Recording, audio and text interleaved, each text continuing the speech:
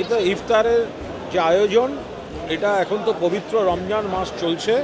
আজ এখানে ইফতারের আয়োজন করেছে আইএনটিটিউসি, মূলত যারা ট্রামের বাস ইউনিয়ন বা ট্রামের আন্ডারে রয়েছেন, আশফাক এবং তার সব সহকর্মীরা মিলে এখানে আয়োজন করেছেন।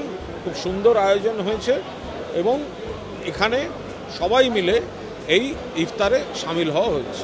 ইলেকশন কমিশন আজকে যা জানিয়েছে যে এই যে ভুয়ো ভোটার, বাইরের রাজ্যের voter, without any physical verification, online scam, Aadhaar scam, voter list scam, যে বাইরের থেকে লোক ঢুকিয়ে দিচ্ছে বাংলার ভোটার তালিকায়, মমতা বন্দ্যোপাধ্যায় যে অভিযোগ করেছিলেন সেটা আগেই স্বীকার করেছিল, আজকে আরও বড় করে স্বীকার করে নিয়েছে এবং বলেছে 3 মাসের মধ্যে তারা এগুলো সব এই করবে, ওই করবে, সরাবে ইত্যাদি ইত্যাদি।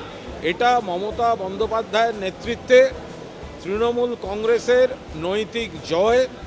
যে এত বড় একটা কেলেঙ্কারি, বিজেপি একটা নতুন স্ক্যাম নিয়ে ঢুকেছিল, মহারাষ্ট্র, দিল্লি এইসব করেছে, ওরা ধরতে পারেনি। বাংলার মাটি আলাদা মাটি, মমতা ব্যানার্জি ধরেছেন।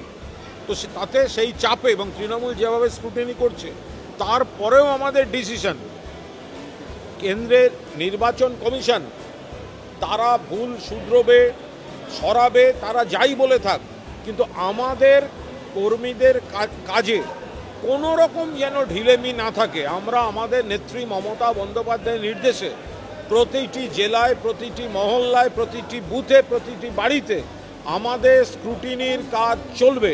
কিন্তু মমতা বন্দ্যোপাধ্যায় যে সঠিক অভিযোগ করেছিলেন বাইরের রাজ্যের ভুয়ো ভোটার এ রাজ্যে ঢোকানো হচ্ছে, সেটা আজ ইলেকশন কমিশন যা বলেছে তার থেকে একদম স্পষ্ট।